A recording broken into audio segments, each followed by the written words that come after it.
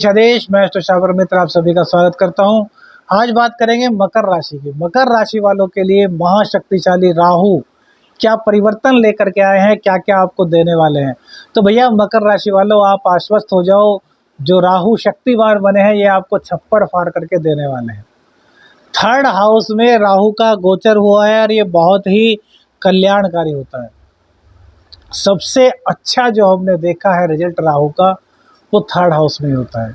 30 अक्टूबर 2023 से अब तक ले लीजिए, राहु आपको ज़्यादा अच्छा फल तो नहीं दे पाएंगे क्योंकि ये अपनी बाल्यावस्था में थे, लेकिन अब ये जब अपनी जवानी में आ गए हैं, अब ये हट्टे कट्टे गबरू जवान बन गए हैं, तो आपको क्या क्या देंगे। सबसे पहले तो आपके पराक्रम को बढ़ा देंगे। देखिए शनि की 7.5 का अंतिम चरण चल रहा है और शनि देव ने आपको मायूस बड़ा किया है, शरीर में कहीं ना कहीं दिक्कत दी होंगी, लेकिन 30 अक्टूबर को राहु का जब परिवर्तन हुआ तो कहीं ना कहीं आपको आशा की किरणें दिखाई देनी शुरू हुई होंगी। पुरुषार्थ आपका आगे की ओर बढ़ा होगा। वह बात अलग है कि थोड़ा गुस्सा आया होगा, थोड़ा शातिर दिमाग बना होगा, साम दाम दंड भेद ये सब चीज़ों का आप प्रयोग करने लगे होंगे, लेकिन राहु ने आपको पॉजिटिविटी तो दी है। कितने लोगों को पॉजिटिविटी मिली कमेंट्स करके बताइए।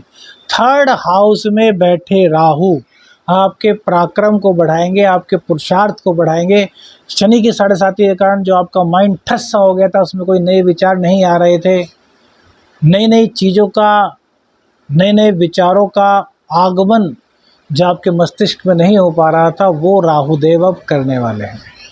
थर्ड हाउस के राहु बहुत अच्छे हैं आपके लिए, गजब का परिणाम आपको दे रहे हैं, इसमें कहीं किसी प्रकार की कोई दिक्कत नहीं है। अब इनकी राहु की दृष्टि जो पड़ रही है वो सप्तम भाव पर पड़ रही है। तो 30 अक्टूबर के बाद जितने भी मकर राशि वाले लोग हैं उनके दाम्पत्य जीवन में गलत फहमियाँ पैदा हुई होंगी।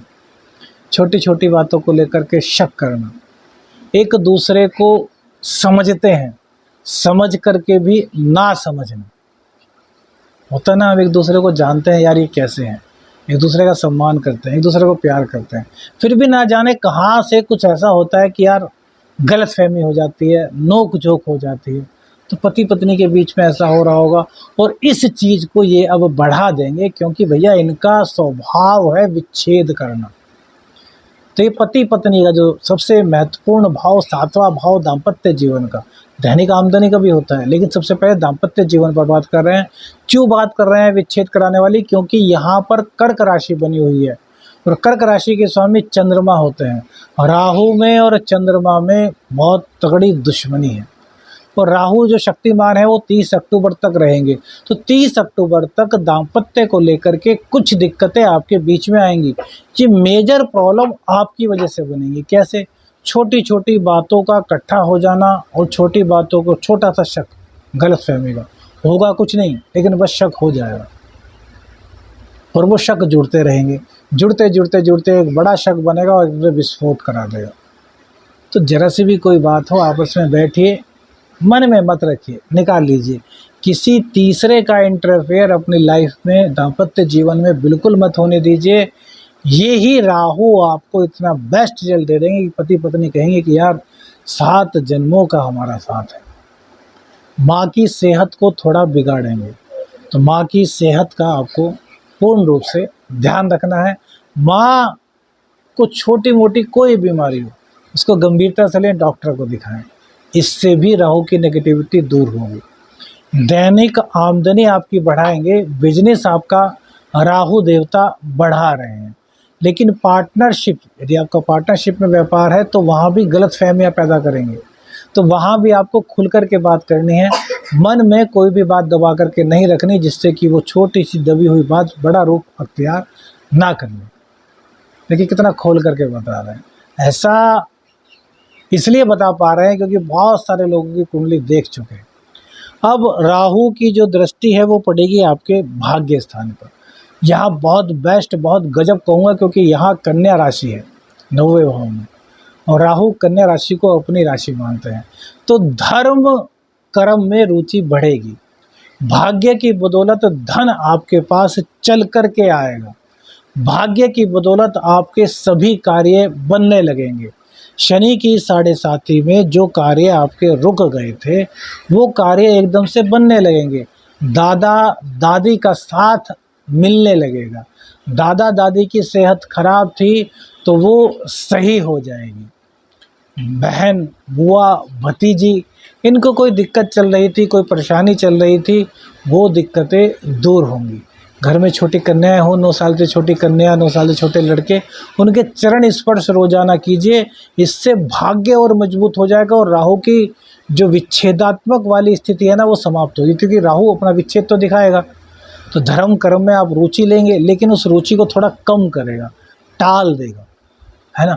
कभी ये कार्य आ गया, जब आपने सोचा कि मंदिर जाना है, उसी वक्त कोई आकर के बैठ गया, 1 घंटा हो गया, 1 घंटे में आपने सोचा अरे यार अब तो यार क्या करें, जा कर के देर हो गई। ऐसा नहीं करना। नियम कोई बनाया है मंदिर जाने का, कोई धार्मिक गतिविधि करने का, तो उस नियम को आपको पूर्णतः निभाना है।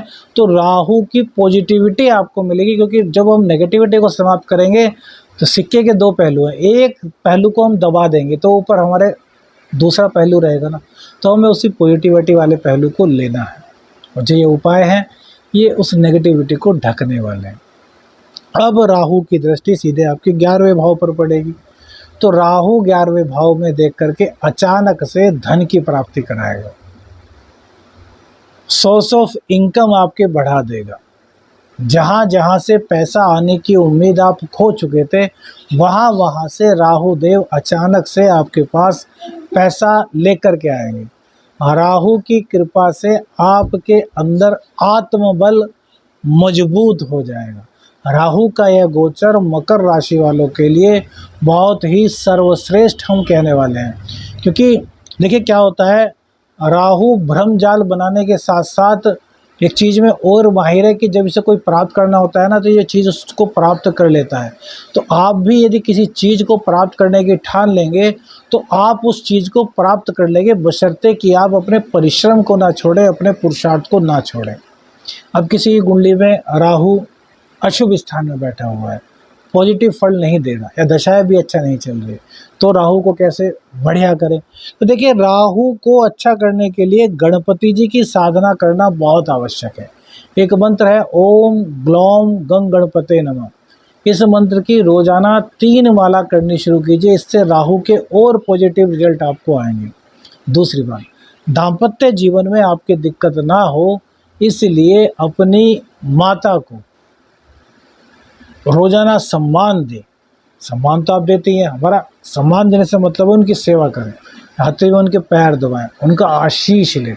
तो जितना माँ का आशीष आप लेंगे, उतना आपका चंद्र मजबूत होगा, उतना राहु की नेगेटिविटी दूर होगी, दाम्पत्य जीवन अच्छा होगा और माँ की सेहत अच्छी होगी। देखिए, माँ से जोड़ करके हमने राहु की सभी नेगेटिविटी को दूर कर दिया।